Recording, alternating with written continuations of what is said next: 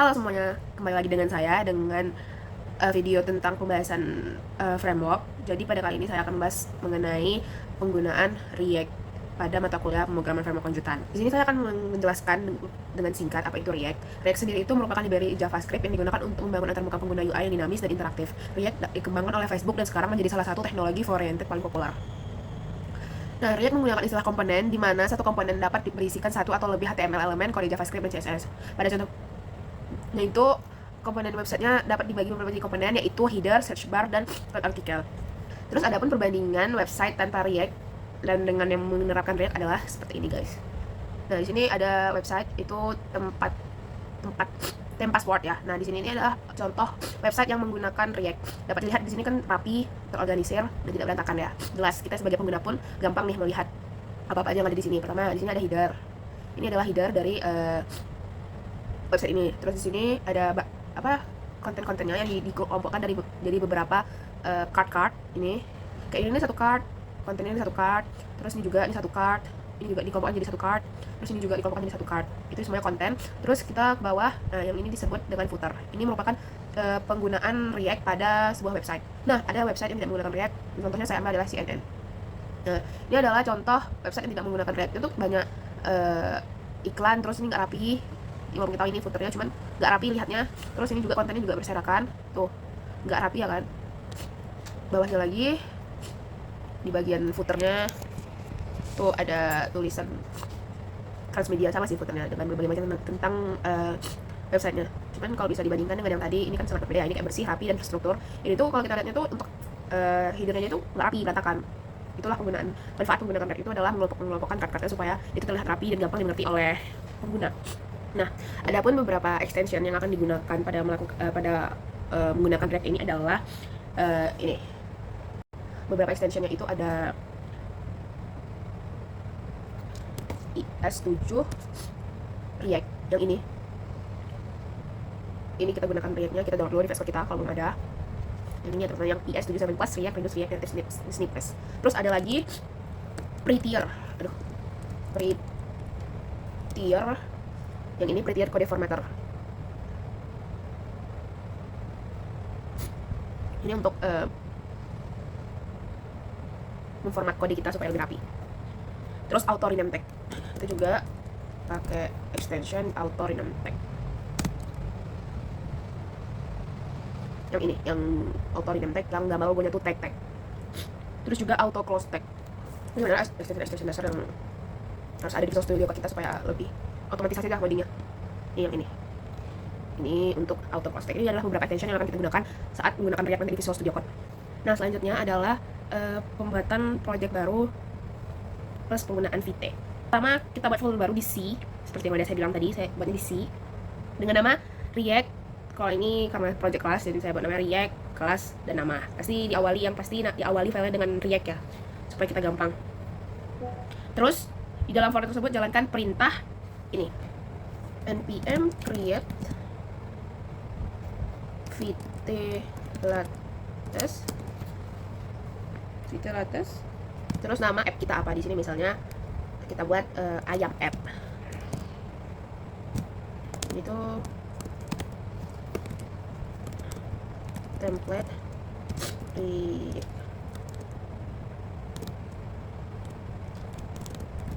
oke.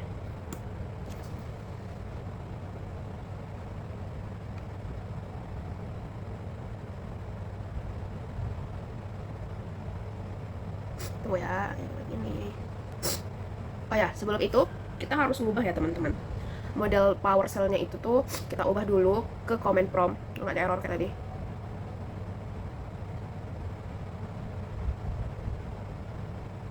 Terus kita copy aja nih, jadinya seperti ini. Kita copy, terus kita ganti jadi namanya tuh jadi app. Ini dia harus dalam bentuk kayak gini ya teman-teman. PowerShell dari PowerShell kita ubah ke CMD dulu baru dia bisa. Nah, ini kita tinggal tekan Y aja, lanjutin aja Y, terus kita ikutin aja semua prosesnya. Nah, kalau udah kayak gini, kita tinggal copy aja ini, terus kita salin ke sini, terus kita enter, terus kita copy lagi yang ini, terus kita salin, kita enter, kita copy lagi, kita tekan enter, maka kita udah berhasil ngebuat project baru, project React plus Vite.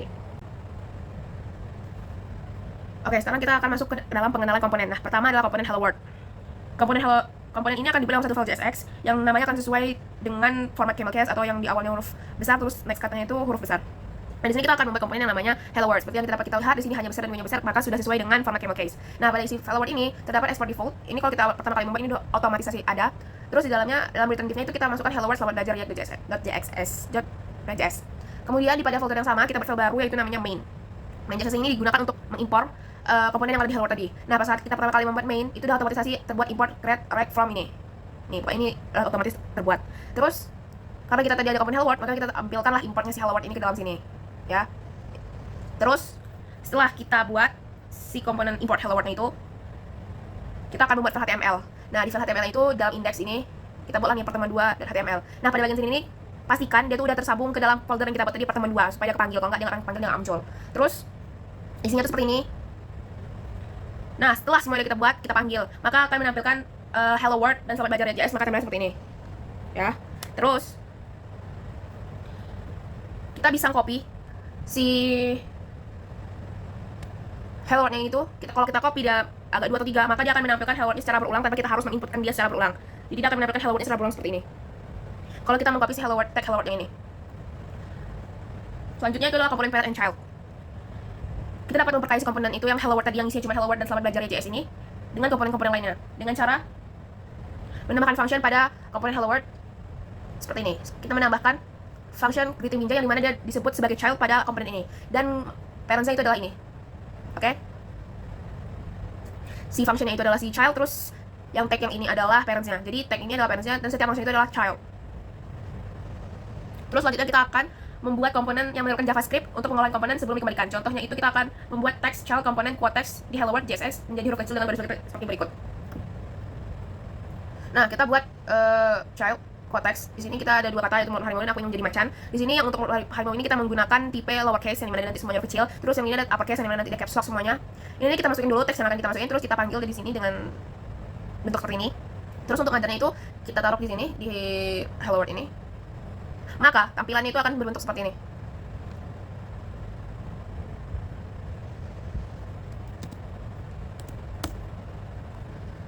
Apalagi nih benci kalah.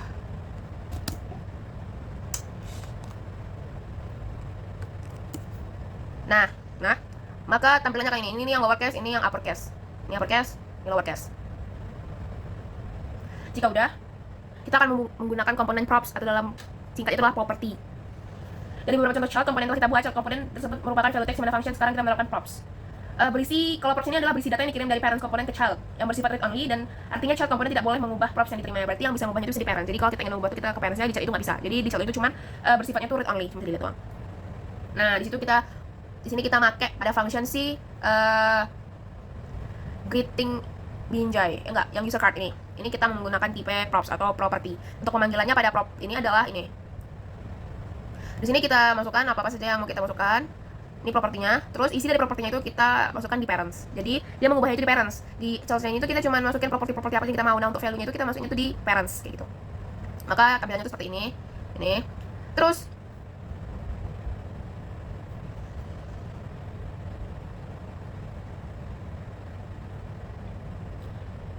penulisan props itu juga dapat dilakukan dengan menyimpannya ke dalam variabel sebagai sebuah objek lalu mengirimkannya ke komponen dengan sebagai berikut. Nah, kita bisa membuat juga yang properti itu dengan bentuknya seperti ini. Kita masukkan propertinya dengan isinya, terus kita panggil di dalam parentsnya itu seperti ini aja. Cuman user card pop user card. Maka tampilannya itu akan seperti ini. Si Goku ini, si Goku. Nah, sekarang kita masuk ke nested komponen. Kita sudah membuat komponen Hello World di mana memiliki beberapa komponen. Sekarang kita akan mencoba menerapkan komponen Hello tersebut ke dalam komponen lain secara dinamis. Kita akan membuat komponen baru yaitu container terpisah di file container. Jadi kita buat file baru yang namanya container.jsx. Dan kita akan gabung nih komponen Hello World dan main di dalam kontainer ini. Kita buat codingannya seperti ini. Perlu di-note penambahan props children yang diisi oleh komponen Hello World nantinya. Ini tuh kita harus ngelihat penambahan properti yang akan diisi oleh komponen Hello World pada bagian si kontainer ini. Nah, karena kita menggunakan kontainer, otomatis di mainnya itu kita akan buat nih si kontainernya ini untuk si Hello World. Jadi kalau kita menggunakan si kontainer itu di mainnya juga harus nambahin si kontainer itu kayak gini. Dan jangan lupa untuk semua file-file tadi itu kita harus impor di main dan kontainer tadi kita harus impor hello world terus yang ini yang defaultnya. Terus kalau untuk CSS, ini adalah penerapan style CSS-nya. Kita itu adalah membuat file dengan custom.css. Di sini kita semua menyimpan CSS yang akan kita pakai pada komponen-komponen kita. Itu jangan lupa juga diimpor di bagian main.css. Nah, setelah semuanya udah kita masukin, udah kita buat juga CSS-nya, maka kita akan menampilkan tampilan seperti ini, guys. Nih, ini udah penerapan CSS-nya. Di bagian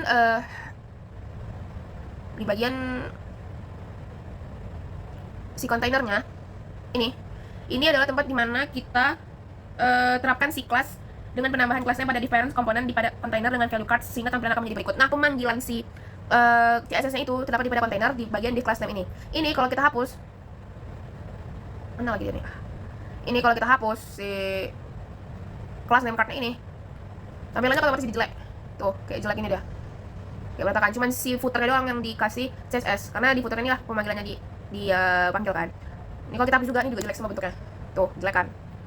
Jadi kita panggil si class name-nya ini untuk tampilannya supaya bagus ya di dalam kayak.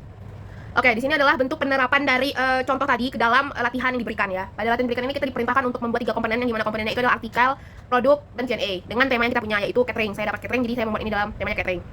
Nah, dalam komponen pertama itu kita buatnya seperti biasa dengan pola seperti yang sudah ada tadi pada contohnya. Kita buat judul, subjudul, terus ini masukkan foto, tapi sini fotonya CSS-nya tidak ditaruh di gaya stylenya itu tidak dimasukkan ke CSS, masih seperti biasa. Saya bisa dimasukkan ke CSS, tapi nanti saya punya contoh yang dimana dia dimasukkan ke dalam CSS pemanggilannya. Jadi ini bentuk contoh pemanggilan stylenya nggak di dalam CSS. Di sini kita memiliki child. Sebenarnya di sini ada parents, ada parents lagi. Gimana tuh? Nih, kita punya parents pembahasan. Nah, dalam parents pembahasan itu tuh dia memiliki child yang memiliki parents lagi. Jadi mana setiap parentsnya itu ini nih childnya. Misalnya pemilihan daging, nih childnya. Terus marinasi daging, ini childnya. Terus untuk teknik memasak, ini nih childnya. Terus untuk penyajian daging, ini childnya. Jadi ada child, ada parents dalam parents, terus memiliki child kayak gitu. Karena ini bisa kita quality. Jadi di sini kalau kita lihat nih pada artikel itu ada judul, subjudul, ada gambar ya sesuai ini urutannya. Terus sama isinya itu per childnya. Oke, lanjut nih ke Q&A. Q&A section itu polanya sama yang kayak yang tadi, ada parents, ada child. Nah, kalau ini tuh lebih nampak ya, ini parents, ini child. Nah, pertama kita punya Q&A item untuk childnya. Q&A item dimana di child yang ini isinya adalah pemanggilan CSS, terus isi dari child tersebut, dah itu aja. Sampai Q&A yang keempat itu polanya sama banget persis. Cuman bedanya isi dari questionnya doang. Terus kalau dapat kita lihat nih, kalau kita ngarahin kursornya, dia kayak ada sedikit animasi gitu ya. Nih, itu kita mainkan di CSS. Pada custom CSS itu bagian Q&A. Nih, item hover ini kita masukkan kode transform yang dimana ini artinya adalah saat kursornya itu mengarah ke dalam card ini, box ini, dia akan 2% lebih besar dibanding yang lainnya. Jadi sepertinya terlihat seperti animasi ya, animasi sederhana supaya bagus. Terus kalau ini juga kan terdapat animasi, itu kita menggunakan kode namanya transition. Ini transitionnya kayak lebih sedikit lebih bagus gitu dibanding ini. Itu kita gunain transition dengan durasi 0,3 detik, 0,3 second. Terus lanjut ke komponen yang terakhir itu adalah product list. Polanya juga sama. Ada satu anak, ada satu parents, 4 anak. Ya, pokoknya kita punya 4 anak. Nah, pada anak-anaknya itu isinya adalah pemanggilan CSS, gambar, isi dari anak tersebut. Di sini adalah button ya untuk pesan sekarang yang ini dia. Nah, ini yang saya bilang tadi adalah pemanggilan style untuk image-nya dalam CSS. Di sini saya kan nggak pakai MK tadi ya, yang ada weight, height, dan segala macam. Di sini kita cuma ada class name, product image untuk membuat dia tuh rapi. Jadi kita nggak perlu satu nih mengatur gambarnya nih untuk setiap produk listnya. Jadi kayak lebih cepat menghemat waktu sekitar 3 detik mungkin ya. Nggak terlalu banyak kali menghemat waktunya. Jadi lebih rapi juga dan lebih singkat codingannya. Jadi lebih enak juga dilihat. Kalau panjang-panjang kan pusing ya. Nah, begitu. Nah, untuk tampilan itu seperti ini guys. Menu catering, ada gambar, isinya lah ya, harga, nama, pesan sekarang, kayak gitu. Terus ada footer yang letaknya itu di kontainer nih. Terus juga ada header ya, bagian paling atas itu namanya santapan sultan. Begitu. Inilah hasil dari latihan yang diinginkan, yaitu dengan 3 komponen, yaitu artikel, Q&A, dan juga product list. Mungkin sekian video kali ini. Terima kasih.